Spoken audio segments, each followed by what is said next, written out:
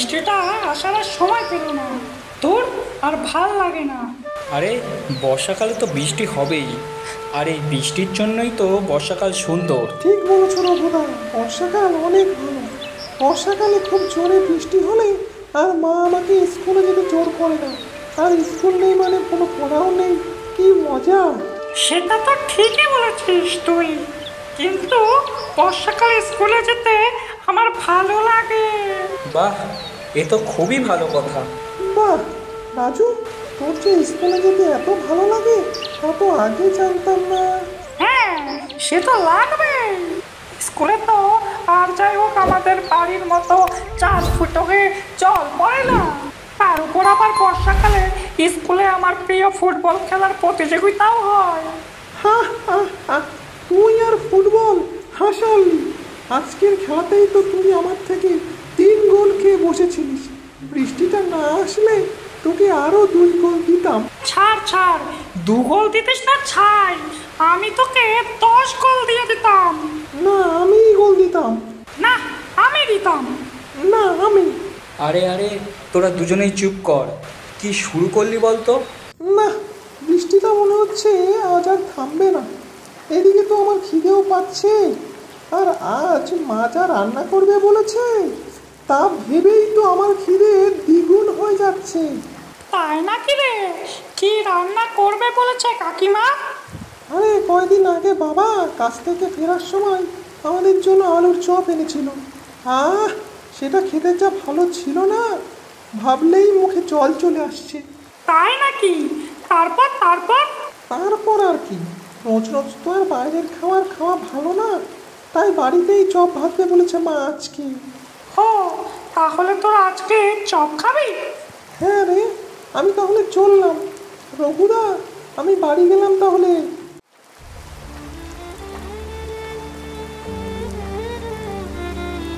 বাবা, আমারও না খুব তেলে ভাজা খেতে ইচ্ছা করছে।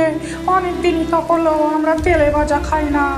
হ্যাঁ, তা তো ঠিক, কিন্তু এখন বাবার যা কাজের অবস্থা, তাতে তো তেলে ভাজা খাওয়াটা খুবই সমস্যা। আমি কিছু জানি না বাবা, আমার তেলে ভাজা চাই মানে চাই। বোঝবার চেষ্টা কর। আচ্ছা, আমি তোকে কথা দিচ্ছি, বাবার কাজ ঠিক করে হলে আমি ঠিকই তোর জন্য খাবারের ব্যবস্থা করব। আমি কথা দিচ্ছি তোকে। সত্যি দাদা? তুই সত্যি আমার তেলে ভাজা খাওয়ার কথা বলবি? হ্যাঁ হ্যাঁ, বলবো বলছি তো। কিন্তু দাদা, আমরা তো ততদিন অপেক্ষা করে থাকলে তো অনেক দিনই দেরি হয়ে যাবে। তুই কেন বুঝছিস না বলতো? বাবার এখন কাজটা কম হচ্ছে, কোনো রকমে মা চেষ্টা করছে যে আমাদের খাইয়ে রাখার, আর তুই এইসব বায়না করলে বাবা মা কি করে সামলাবে বলতো? একেই আমরা দিন আনা দিন খাই পরিবার, একটু সময় দে, ঠিকই হবে।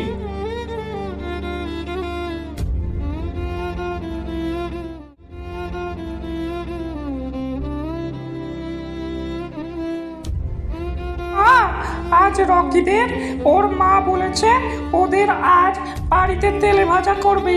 তুমি আমায় আজ করে দেবে মা? এ যা বৃষ্টি হচ্ছে দেখছি, তা দেখে মনে হচ্ছে জমিতে জল জমে যাবে। আর যদি জমিতে জল জমে যায় তাহলে তো ধানের চারাগুলো সব ডুবে যাবে। হে উপরওয়ালা, কি দিন দেখালে আমায়।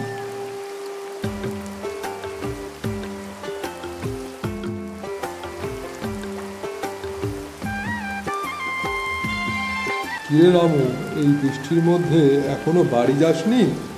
না গো চাচা, এই পাশের জমিটাতে ধান গাছের চারা বুনেছি, কিন্তু দেখো আজই বৃষ্টিটা আসতে হলো। বৃষ্টি এসে জল জমে একেবারে থই থই করছে, তাই মাটি কেটে জলটাকে বার করে দেওয়ার চেষ্টা করছিলাম। বলিস কিরে রামু, তা করলে কি আর হবে? সব জমিতেই তো জল জমে আছে। হ্যাঁ চাচা, সেটা দেখেই তো এই বাড়ি যাওয়ার পথে তোমার সাথে দেখা। কি আর করবি বল, কোনো উপায় নেই, সবই তো উপরওয়ালার হাতে। চল চল, আর ভিজিস না, বাড়ির দিকে চল। হ্যাঁ চাচা, তুমি যেতে লাগো, আমি আসছি। আচ্ছা, তুই তাহলে আয়, আমি চললাম।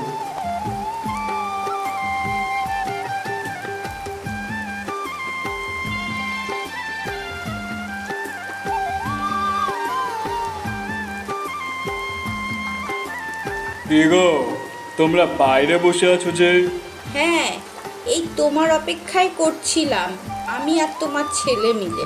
বৃষ্টির জন্য ধানের জমিটা পুরো ডুবে গেছে, আর তাই একটু চেষ্টা করছিলাম জলটা বার করার।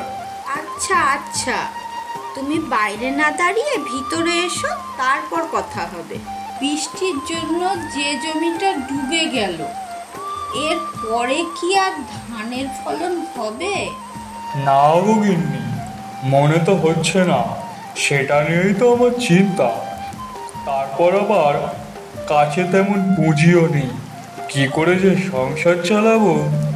হ্যাঁ, সেটাও তো চিন্তার বিষয়। তারপর আবার তোমার ছেলে চপ খাওয়ার বায়না করছে, সে বলছে তাকে আলুর চপ বানিয়ে খাওয়াতে হবে। না না গিন্নি, এই পরিস্থিতিতে আর এইসব করবার দরকার নেই। তুমি ছেলেকে ভালো করে বোঝাও। ঠিক আছে, আমি দেখছি কি করা যায়।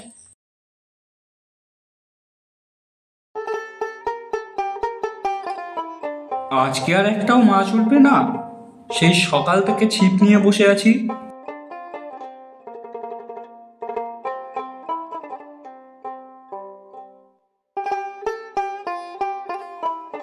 কি করো গো দাদা? কি করছো? এই পুকুর পাড়ে মাছ ধরছো নাকি? ওই যা যা, এখন কথা বলিস না, আমাকে মাছ ধরতে দে।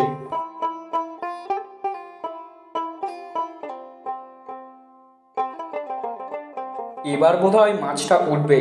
এই এই এই এই এই যা বড় মাছ উঠেছে, তাতে বাজারে বিক্রি করলে ভালোই দাম পাবো।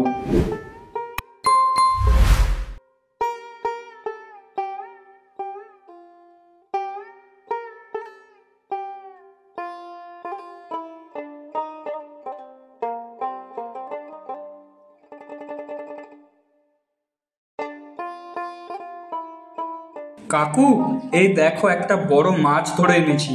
মাছটার দাম কত দেবে বলো? এই মাছের আর কি দাম দেব? ওই নিষ্কুনি 100 টাকা। না না, এত কমে দিতে পারবো না, 200 হলে বলো। কত? 200 টাকা? দেখেছিস 200 টাকা কখনো চোখে? এই নে 150 টাকা দিচ্ছি, এই নিয়ে মাছটা দিয়ে চলে যা।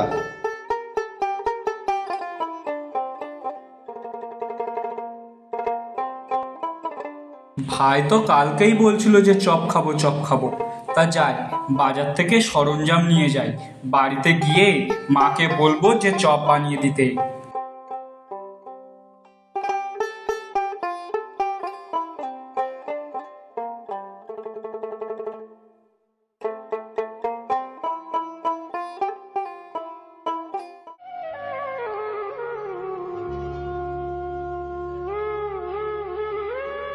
এই নাও মা। এ কি, এগুলো আবার তুই কি নিয়ে এসেছিস? ভাই বলছিল না চপ খাবে, তাই আমি বাজার থেকে জিনিসপত্র কিনে এনেছি। তুই এইসব কিনে এনেছিস? তা টাকা কোথায় পেলি? আমি আজ পুকুর থেকে মাছ ধরেছি, সেটাই বাজারে বিক্রি করে যা টাকা পেয়েছি তাই দিয়েই এই সব কিনে এনেছি। তাই? হ্যাঁ, নাও নাও, তুমি এবার তাড়াতাড়ি বিকেলবেলা চপ ভেজো খুনি।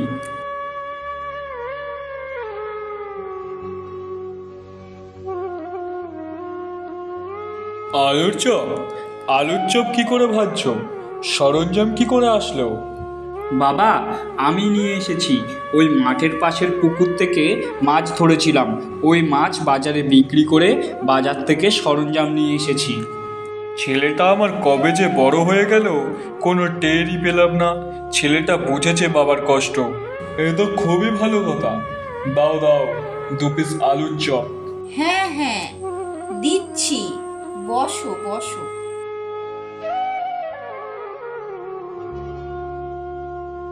আহা, কি স্বাদ গো গিন্নি, দাও দাও দেখি, আর 1 পিস দাও।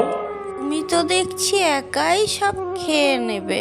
তার বলতে, তুমি যা স্বাদের চপ বানিয়েছো, আমি আর তর সইতে পারছি না। আরে মা, ওরকম বলছো কেন? দাও না বাবাকে। হ্যাঁ রে বাবা, দিচ্ছি। বলে গে গিন্নি, বাজারে একটা আলুর চপের দোকান দিলে কেমন হয়?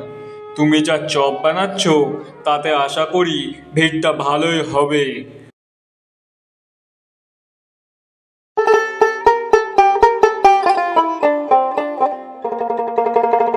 আরে রামু দাদা যে, তুমি আমাদের বাজারে চপের দোকান দিয়েছো?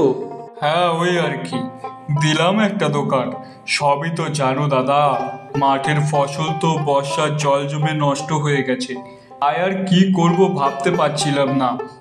আর তোমার বৌদি বাড়িতে একদিন চপ ভাজলো, তা খেয়ে ভালোই লাগলো, তাই দোকানটা খুললাম, বুঝলে? তা তুমি বেশ ভালোই করেছো রামু। দেখো দোকানটা কেমন চলে তোমার। হ্যাঁ, দেখি একবার কি হয়। তা করিম চেঁচা, তুমি একবার খেয়ে স্বাদটা দেখো তো। আরে না না, থাক, খেয়ে দেখো না একবার।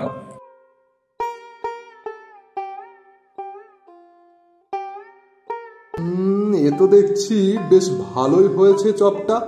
কই দাও দাও রামু, আর একটা চপ দাও দেখি।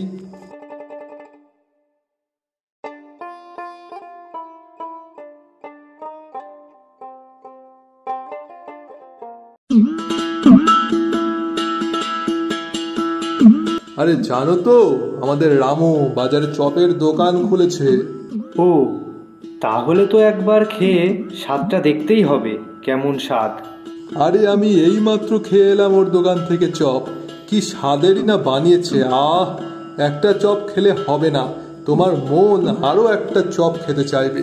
তুমি যখন এতবার করেই বলছো, তাহলে একবার গিয়েই দেখব। রামু দাদা, দাও তো দেখি একটা চপ, তোমার চপের নাকি খুব সুন্দর স্বাদ। হ্যাঁ হ্যাঁ, এই তো দিচ্ছি দিচ্ছি। এ কি স্বাদ, আহা! সত্যি দাদা, সত্যি তোমার ভালো লেগেছে? তবে আর বলছি কি, দাও দাও, আমাকে আরো দুটো দাও দেখি। গিন্নি, আজ কিন্তু বেশ ভালোই চপ বিক্রি হলো, বলো? হ্যাঁ, আজ যা বিক্রি হয়েছে তাতে করে মনে হচ্ছে আমাদের আজ বেশ ভালোই লাভ হয়েছে গো। সবই তো আমাদের দুই ছেলে রঘু আর রাজুর জন্য। ওদের জন্যই তো আমরা দোকান দিতে পেরেছি। তা ঠিক কথা।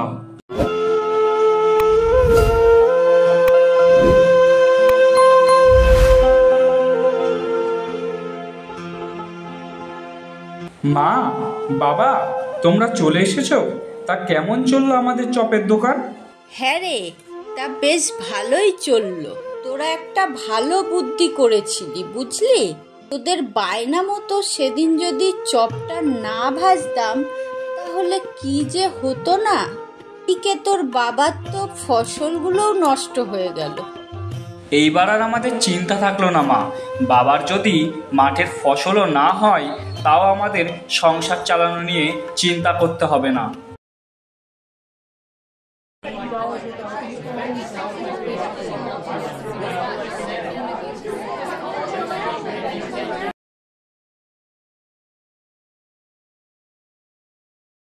রামু, দোকান বন্ধ করে দিচ্ছিস নাকি? হ্যাঁ, রাত তো ভালোই হয়েছে, আর এখন তো কোনো লোকজনও আসবে না, তাই বন্ধ করে দিচ্ছি। আচ্ছা রামু, তোর দোকানটা তো বেশ ভালোই চলছে, তা এই দোকানের চপের ব্যবসা করার বুদ্ধিটা তোকে কে দিল? আমার ছোট ছেলে একদিন বায়না করেছিল যে চপ খাবে। তখন আমার বড় ছেলে বাজার থেকে জিনিস কিনে নিয়ে যায়, আর আমার গিন্নি চপ বানায়। তারপর আমরা খেয়ে দেখি বেশ ভালোই হয়েছে, তখন আমরা এই দোকান দেওয়ার সিদ্ধান্ত নিই। ও আচ্ছা, এই ব্যাপার। হ্যাঁ গো। রামু তো দোকানটা দিল, আর বেশ কিছুদিনের মধ্যেই ভালোই বেশ ওর দোকানটা চলছে। আমিও তাহলে কাল থেকে একটা দোকান দেব এই বাজারে। ঠিক আছে রামু, তুই তাহলে যা, আর আমিও যাই, বুঝলি? হ্যাঁ হ্যাঁ।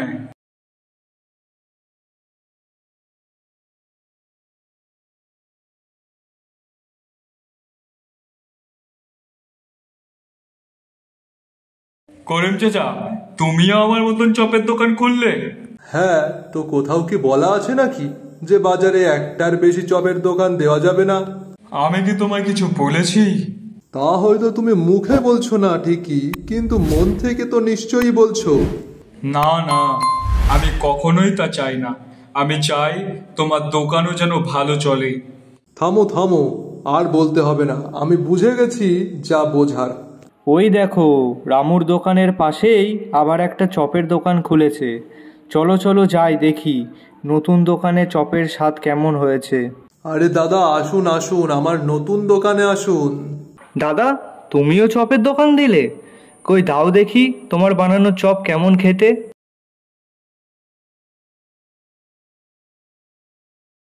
ছ্যা ছ্যা ছ্যা ছ্যা ছ্যা, এটা চপ হয়েছে? তোমার চপ আর রামুর চপ আকাশ পাতাল তফাৎ।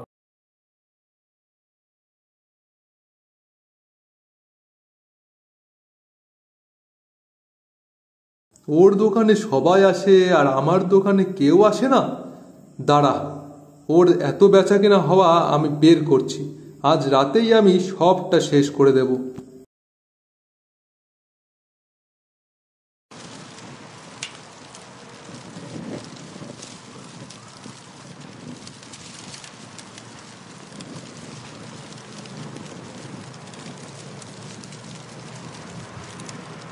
হায় হায়, আমার এ কি হলো? করিম চাচা, এ কি হলো আমার? সব দোষ আমারই গো রামু, আমি তোমার ক্ষতি করতে গিয়ে নিজের ক্ষতি করেছি। হায় হায়, এ কি হলো? কি, তুমি এইসব কাজ করেছো? হ্যাঁ হ্যাঁ, আমি করেছি এই সব কাজ। তোমার দোকানে বিক্রি হতো আর আমি হিংসেতে এই সব কাজ করেছি।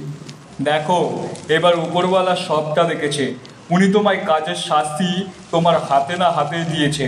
এই জন্য তো বলে হিংসা করিও না বন্ধু, তোমারও হবে।